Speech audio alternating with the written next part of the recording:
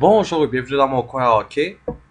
J'ai déjà complété mon analyse de chaque équipe canadienne et pour l'instant, je veux me concentrer sur quelques équipes en provenance des États-Unis, juste celles qui m'intéressent ou celles qui suscitent un certain intérêt. Et la première équipe que j'aimerais couvrir, ce sont les Red Wings de Détroit. Pardon? Donc, les Red Wings de Détroit qui, encore une fois, ont trouvé le moyen de faire les séries. Vraiment, il faut leur donner crédit pour ça parce que c'est une équipe qui a été très, très consistante. On regarde la fiche de 2013-2014.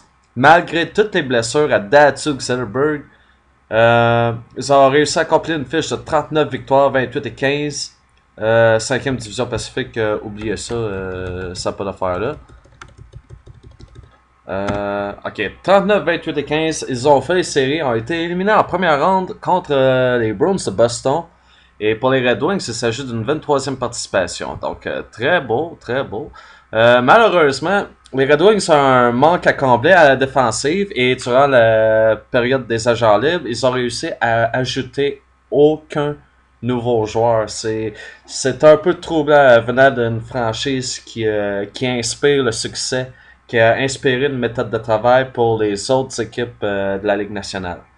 Pour ce qui est des départs, pas grand chose à mentionner. Il y a Jordan Tutu et David Legwan, des attaquants de bas fond, facilement remplaçables, mais néanmoins, il aurait été bien pour les Red Wings d'ajouter un défenseur qui aurait stabilisé la situation à la ligne bleue.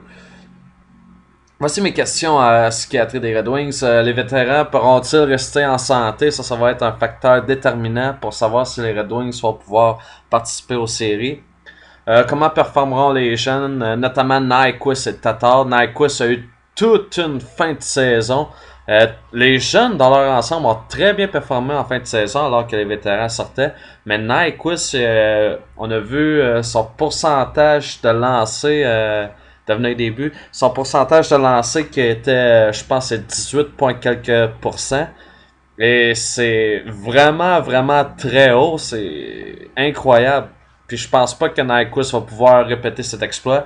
L'an passé, 28 buts. Je pense que cette année, il va décliner. Mais néanmoins, je m'attends à ce que Nyquist performe très bien et continue de pousser. Même chose pour les autres jeunes joueurs.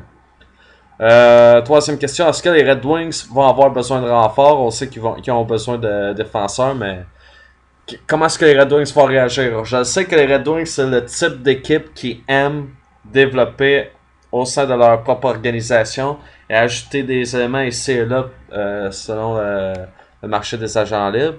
On verra comment ça va se dérouler au cours de la saison. Peut-être qu'ils vont procéder à une transaction. De ce que je me rappelle, les Red Wings ne sont pas forts ces transactions, mais ils sont forts pour le développement ainsi que pour les agents libres. Pour ce qui est des trios, Henrik Zetterberg, Pavel Datsyuk et Gustav Nyquist. Donc, le jeune va être là en compagnie des deux vétérans. Zetterberg et Datsyuk continuent de figurer parmi l'élite de la Ligue nationale. Donc, c'est très bien de voir les joueurs positionnés en premier trio pour les Red Wings. Deuxième trio, les jeunes Thomas Tatar. Le jeune Thomas Tatar, pardon, qui va être en compagnie de deux vétérans, Stephen Weiss et Johan Franzen. Donc, un premier et un deuxième trio très solide pour les Red Wings. Troisième trio, Justin Abdelkader, que j'aime bien, avec Darren Helm et Thomas Jurko. Donc, ici, on a deux joueurs jouant à l'aile. J'aime beaucoup Abdelkader. Quatrième trio, Riley Sheehan, que j'entends dire beaucoup de bonnes choses à son sujet. Joaquin Anderson et Drew Miller vont compléter le quatrième trio. Sinon, on a Luke Glendening et Daniel Cleary. Cleary, je pense qu'il a été là pendant un très long moment. Hein. À la défensive, on a Nicholas Cronwall et Jonathan Erickson.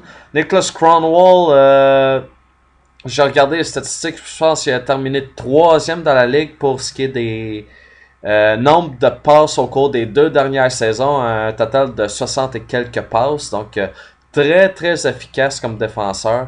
Et je sais qu'il a manqué un bas bout de la saison, mais Cronwall en santé, Erickson en santé, ça va être deux défenseurs qui vont aider à cause des Red Wings. Deuxième paire défensive, Brendan Smith et Danny DeKeyser. Troisième paire défensive, Kyle Quincy, Jacob Kindle.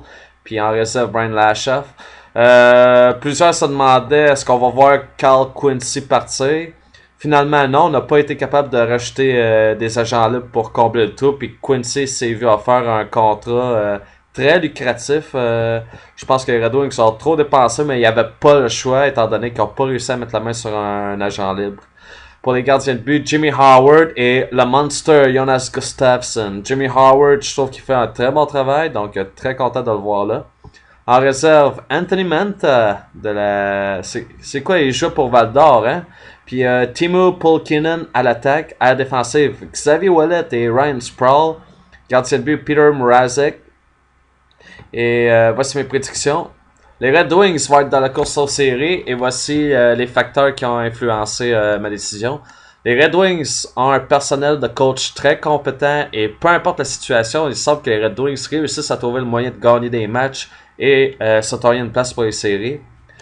Plusieurs vétérans figurent toujours parmi l'élite. Je peux penser à Datsuk Zetterberg notamment. C'est des joueurs qui sont très habiles mais aussi très intelligents. Ils ont une bonne vision du jeu.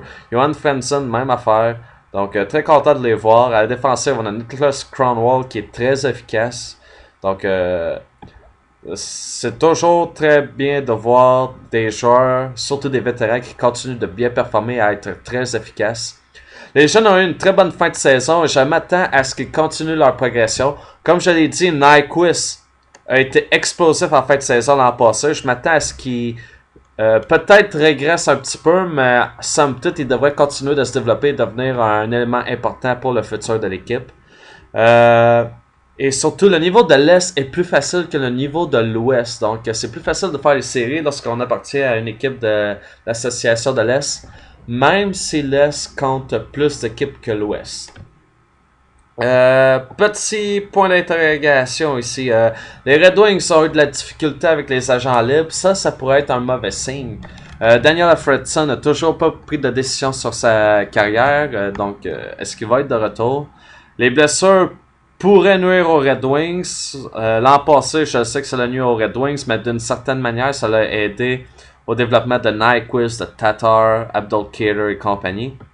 Mais pour que les Red Wings soient compétitifs, ils ont besoin de leurs vétérans. Donc les blessures pourraient nuire aux Red Wings. Et finalement, Mike Babcock a refusé de négocier en début de saison.